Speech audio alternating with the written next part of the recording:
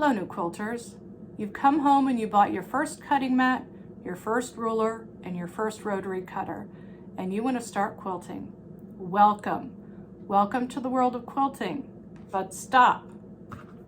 Have you considered the safety of your rotary blade?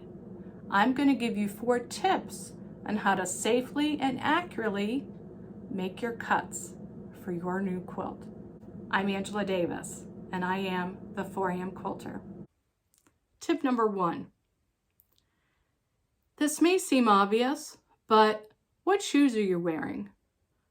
My very first teacher told me a story once, and she said she was cutting fabric for a quilt, cutting along, having a great time, and she dropped her rotary blade.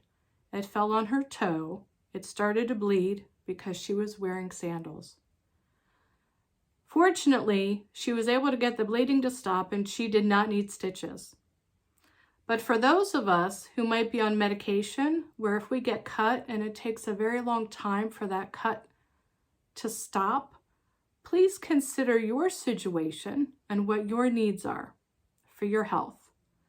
Wear shoes. I wear tennis shoes, I wear enclosed shoes, I do not wear open toe shoes, I do not wear sandals, and I do not cut or sew in my bare feet. I always have shoes on. That's tip number 1.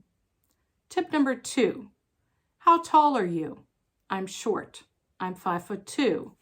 So cutting on a table height is perfect for me because I can stand in a position where I have a very good grip on my ruler and my shoulders are not hunched, and I can make a nice clean cut and extend my hand all the way forward.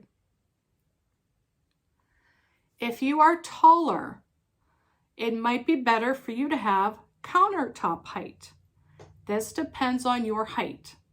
So safety number 2, what height is your cutting mat on so that you can make a safe, accurate cut on your fabric? Tip number 3. As soon as I make my first cut, I have it open, I make my first cut, I close it, I set it down, I reposition my ruler, I pick it up, I open it, make my second cut, close it, set it down. Before I set the rotary cutter down on my table, it immediately goes into the safety position.